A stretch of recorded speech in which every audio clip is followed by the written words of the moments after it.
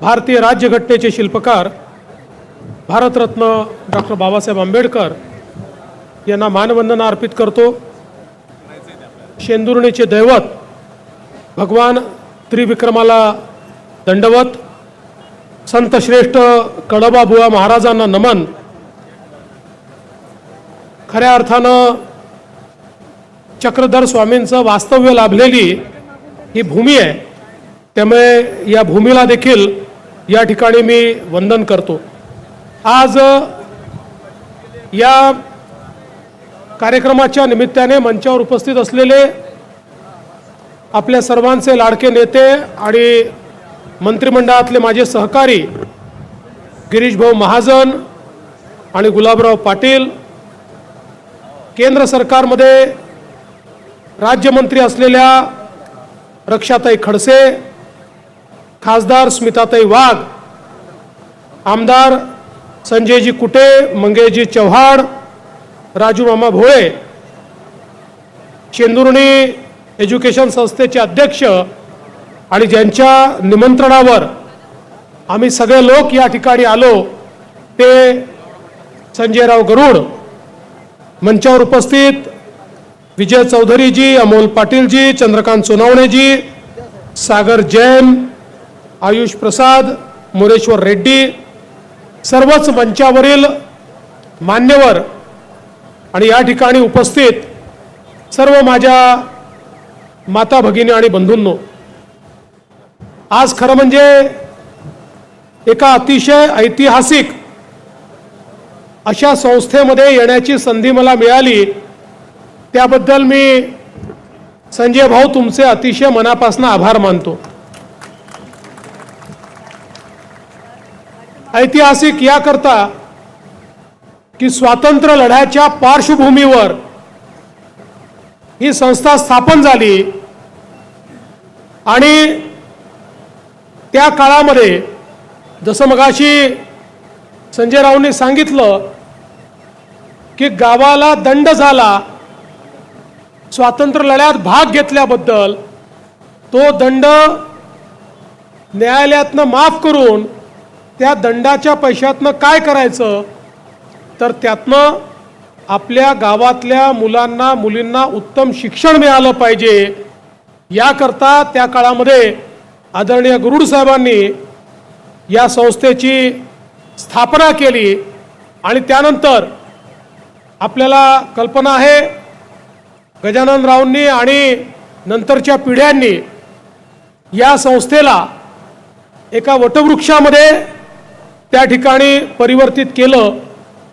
20,000हून अधिक विद्यार्थी, 8,000 विद्यार्थिनी, 700हून अधिक विद्यार्थ्यांकरता वसतिगृह, अशा अनेक गोष्टी या आपल्या शिक्षण संस्थेच्या माध्यमातून या ठिकाणी होतात। मगाशी संजय रावांनी काही अडचणी देखील सांगितल्या। शिक्षण संस्था म्हटली तर अडचण असतेच, पण आपण काळजी करू नका, आम्ही आलो आहोत। आपण आमच्या हाती गदा दिली आहे, गिरीश भाऊलाही गदा दिली आहे, गुलाब भाऊंना तलवार दिली आहे। या सगळ्या शस्त्रांचा उपयोग तुमचे कामं थांबवणारे जे विचार आहेत त्या विचारांचा शिरच्छेद करण्याकरता आम्ही करू आणि हे जे काही आपले अडलेली कामं आहेत ती निश्चितपणे आपण या ठिकाणी पुढे नेऊ।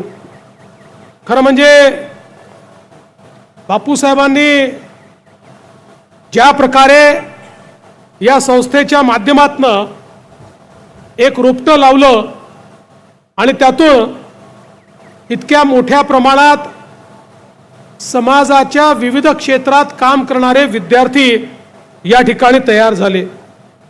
आणि आपल्याला कल्पना आहे स्वातंत्र्य आंदोलनाच्या नंतर संयुक्त महाराष्ट्राचं आंदोलन होतं।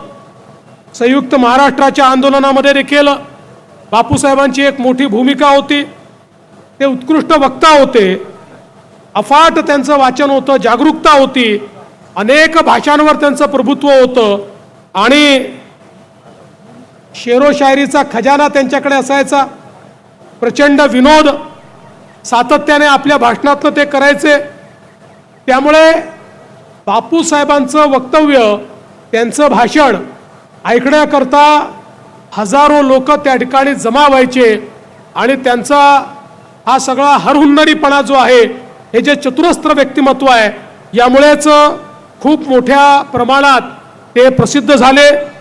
SM जोशी असतील, नानासाहेब गोरे असतील, बॅरिस्टर नाथ पै असतील, राम मनोहर लोहिया असतील, गप्र प्रधान असतील, या सर्वांचं बापूसाहेबांवर प्रचंड प्रेम त्या ठिकाणी होतं.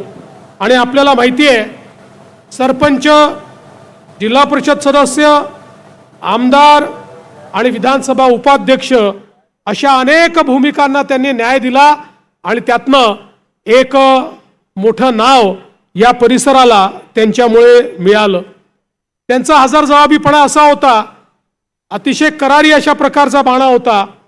एकदा ज्यावेळी 1961 मध्ये ब्रिटनची राणी आणि त्यांचे पती हे मुंबईमध्ये आले आणि त्यावेळी राज्य सरकारच्या वतीनं त्यांचा सत्कार करण्यात आला. त्या काळामध्ये 1,38,276 रुपये त्या दौऱ्यावर खर्च झाले आणि यात एक सोन्याची नथ सुद्धा होती. ज्यावेळेस मुख्यमंत्री वसंतराव नाईक हे सभागृहात उभे राहिले, त्यावेळेस बापूसाहेबांनी त्यांना प्रश्न विचारला की तुम्ही इंग्लंडच्या राणीला नथ देण्याकरता त्या ठिकाणी पैसे तर खर्च केले, पण त्या राणीचं नाक टोचलेलं आहे की नाही हे तुम्ही बघितलं की नाही, हे आम्हाला या ठिकाणी सांगा. आणि अशा प्रकारे मुख्यमंत्र्यांनाही निरुत्तर करणारे बापूसाहेब त्या ठिकाणी होते.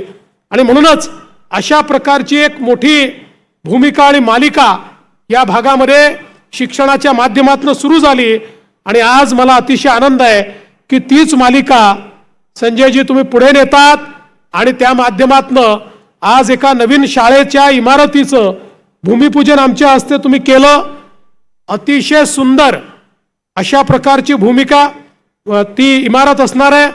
मला संजय भाऊंनी सांगितलं की ही पूर्णपणे ग्रीन इमारत असणार आहे, हिरवी इमारत असणार आहे, पूर्णपणे नैसर्गिक तत्वांचा वापर करणारी इमारत असणार आहे, अतिशय आधुनिक अशा प्रकारची इमारत असणार आहे. त्यामुळे निश्चितपणे इथल्या विद्यार्थ्यांकरता ही एक पर्वणी या इमारतीच्या माध्यमातून तयार होईल. खरं तर त्यांनी या ठिकाणी शाळेचे प्रश्न मांडले, सोबत शेतकऱ्यांचे प्रश्न देखील मांडले. आता खरं म्हणजे तुम्हाला संजय भाऊ चिंता करण्याची आवश्यकता नाही आहे. ऑलरेडी तुम्ही सांगितलं 75% पाणी पोचलंय, 25% पोचायचं आहे. आता पाणी काय, प्रत्यक्ष जलसंपदा मंत्रीच तुमच्या हवाले केलेला आहे. त्यामुळे गिरीश भाऊच्या रूपानं जलसंपदा मंत्री आहे आणि आपल्या गुलाब भाऊच्या रूपानं पाणी पुरवठा मंत्री आहे. त्यामुळे आता तुम्ही पाणीदार या ठिकाणी झालेला आहात. पण मी तुम्हाला विश्वास देतो की शेतकऱ्यांकरता पाणी असेल, विजेच्या समस्या असतील, तुम्ही डीपी मागितले पाहिजे तेवढे डीपी तुम्हाला देऊ. आणि दुसरं तुम्ही सांगितलं काही शेतकऱ्यांनी या ठिकाणी सोलर करता पैसे भरले आहेत. पुढच्या 15 दिवसामध्ये अशा शेतकऱ्यांना त्या ठिकाणी कनेक्शन हे देण्याचं काम आम्ही निश्चितपणे करू. आमच्याकडे कनेक्शनची कुठली कमतरता नाही. मी तर म्हणेल जेवढे शेतकरी, म्हणजे ज्याच्याकडे कनेक्शन आहे ते भरू नका, पण ज्याच्याकडे कनेक्शन नाही असे जेवढे शेतकरी या ठिकाणी सोलर मागतील त्या प्रत्येकाला 2 महिन्याच्या आत सोलरचं कनेक्शन आम्ही देऊ. आता आपण बाकी आपल्या फिडरचं सोलरायझेशन सुरू केलेलं आहे. त्याच्यामुळे येत्या काळामध्ये आमच्या शेतकऱ्यांना 365 दिवस दिवसाची 12 तासाची वीज ही आम्ही त्या ठिकाणी देणार आहोत. त्याची व्यवस्था ही आम्ही केली आहे. 2026 पर्यंत हे काम आमचं संपेल. आणि त्यासोबत आपल्याला कल्पना आहे की आम्ही शेतकऱ्यांकडनं आता विजेचे पैसे घेत नाही, ते तसंच पुढचे 5 वर्ष शेतकऱ्यांना मोफत वीज आम्ही देत राहणार आहोत. आणि शेतकऱ्यांचं कल्याण हेच या ठिकाणी आम्हाला करायचं आहे. CCIच्या खरेदीच्या संदर्भात तुम्ही सांगितलं, निश्चितपणे मी याच्यात लक्ष घालेन. शेतकऱ्यांनाही माझी विनंती आहे की काही वेळेस काही शेतकरी, सगळे नाही, काही शेतकरी थोडा सबग्रेड माल आणतात आणि त्याच्यामुळे इतर शेतकऱ्यांचं देखील नुकसान होतं. ज्यांचा चांगला माल आहे तो मालही या सबग्रेड मालामुळे त्या ठिकाणी थांबतो. त्यामुळे असं करू नका. निश्चितपणे मी स्वतः केंद्रीय मंत्र्यांशी बोलेन आणि CCIची थांबलेली खरेदी ही तात्काळ आपण सुरू करू. शेतकऱ्यांचा माल हा कुठल्याही परिस्थितीमध्ये त्याच्या घरी राहणार नाही, तो विकत घेतला जाईल अशा प्रकारचा आमचा प्रयत्न असेल. आज या निमित्ताने मी जास्त बोलणार नाही, कारण इथनं मला कुस्त्यांना जायचं आहे आणि समजा मी तिथे उशिरा गेलो तर गिरीश भाऊ मला इथेच चित करतील, त्याच्यामुळे त्यांच्या चेहऱ्यावरनं दिसतंच आहे म्हणून त्यांनी स्वतःचं भाषण या ठिकाणी केलं नाही, रक्षाताईंचंही केलं नाही, गुलाब भाऊंचंही केलं नाही, थेट मला मैदानात उतरवलेलं आहे. त्यामुळे आता मी अधिक बोलणार नाही, पण मी निश्चितपणे या ठिकाणी आपल्याला सांगतो की जे काही आपण या ठिकाणी आपल्या समस्या मांडलेल्या आहेत त्या सगळ्या समस्या आपण पूर्ण करू आणि या भागाचा चेहरा आणि चित्र गिरीश भाऊंच्या नेतृत्वात, गुलाब भाऊंच्या नेतृत्वात बदलल्याशिवाय आपण राहणार नाही हा विश्वास देतो. आणि पुन्हा एकदा या शाळेला, या संस्थेला मनपूर्वक शुभेच्छा देऊन माझे 2 शब्द संपवतो. धन्यवाद. जय हिंद, जय महाराष्ट्र. मनपूर्वक धन्यवाद साहेब. यानंतर आपण अमृत गौरव